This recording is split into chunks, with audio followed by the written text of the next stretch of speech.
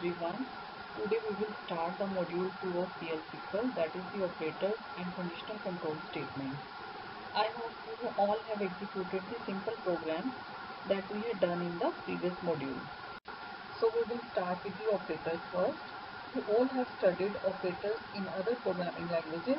The meaning of the operator is same, but the syntax used for their representation vary from one language to other. So an operator is a symbol that tells the compiler to perform mathematical or logical manipulation. PL/SQL language is rich in built-in operators and provide the following categories of operators: arithmetic operators, relational operators, comparison operators, and logical operators. Operators are basic operator used in any programming language and is basically used for calculation purpose. So we have 5 arithmetic operator here. Plus is used for addition, minus is used for subtraction, star is used for multiplication, slash is used for divide, and double star is used for exponentiation. Second category is of the relational operators. These operators are basically used to compare two numerical quantities and return the result as boolean, that is either true or false. So we have 6 relational operators here.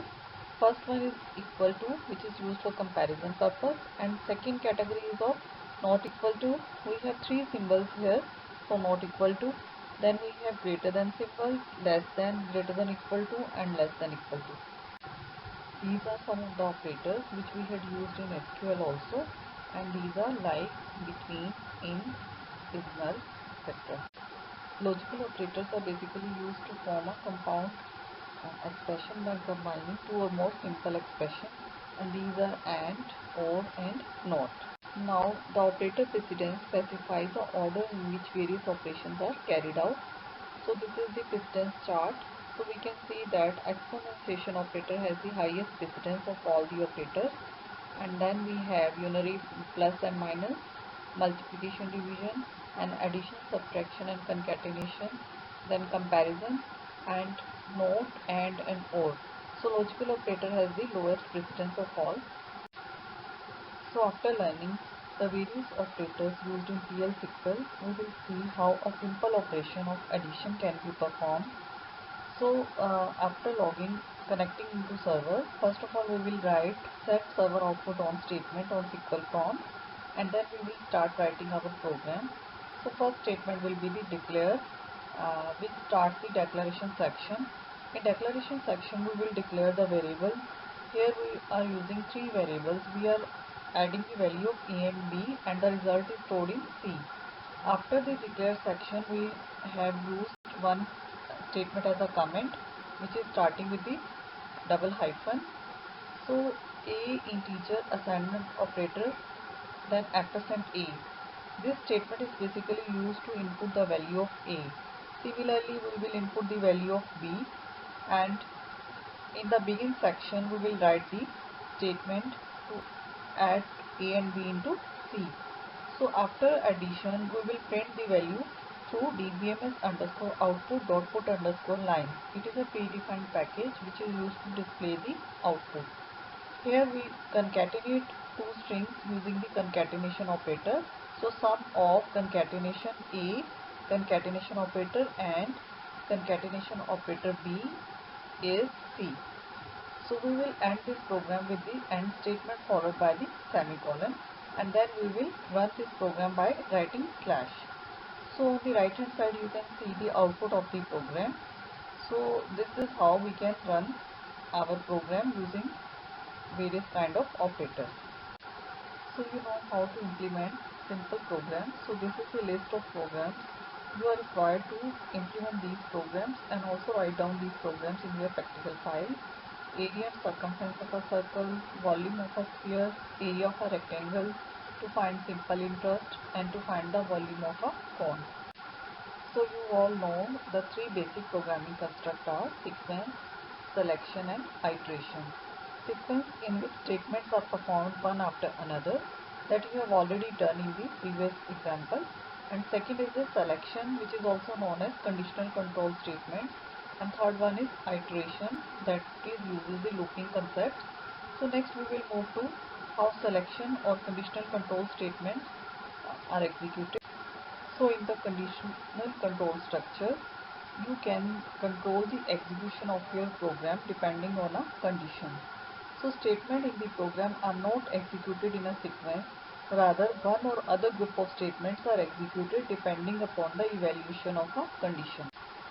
So these are the four types of conditional control statements in PL SQL: if-then statement, if-then else statement, if-then else if statement, nested if-then else statement. The syntax of if-then statement is if condition, then statement, and if. Every and if is followed by semicolon here. So this is the simple example which is using this if-then construct. In the declare section, we are declaring a variable as an integer with value 14, and in the begin section we are comparing the value. If the number is equal to 14, then we will print that the condition is true, and if, and then and followed by slash to run this program. So this is how we can use if then statement in our program. And the second construct is if then else statement. In this we have if condition, then statement, else statement, and if. In this first, if condition is evaluated. If the condition is true, then statement 1 will be executed. If condition is false, then statement 2 will be executed, and it is terminated by and if. So this is the example of if then else statement to find the greatest of two numbers. In the program we have declared two variables a and b, and in the begin section we have used if a greater than b, then we will print a is greater, else we will print b is greater, and if, and in the last statement, and followed by slash to run this program. So this is how we can use if then else to find out the greater of two numbers. So if then else is, this is the third construct, and if syntax is if condition 1, then statement 1, else if condition 2, then statement 2, else if condition 3, then statement 3, else statement n, and if followed by semicolon. In this condition 1 is first evaluated. If it is true, then statement 1 will be executed. If it is false, and condition 2 is evaluated. If it is true, condition 2 is true, then statement 2 will be executed, and so on. If none of the condition is true, then statement within the else will be executed. So using this example, we can find out the grade.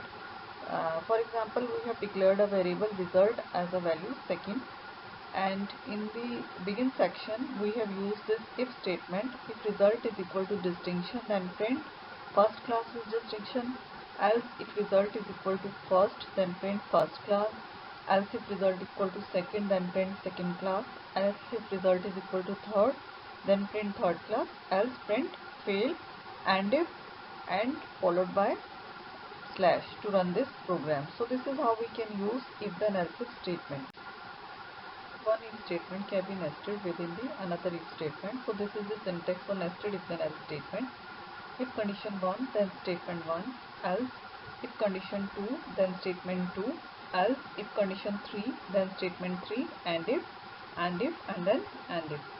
In this example, first of all condition 1 will be evaluated. If it is true, then statement 1 will be executed. If condition 1 is false, condition 2 will be evaluated.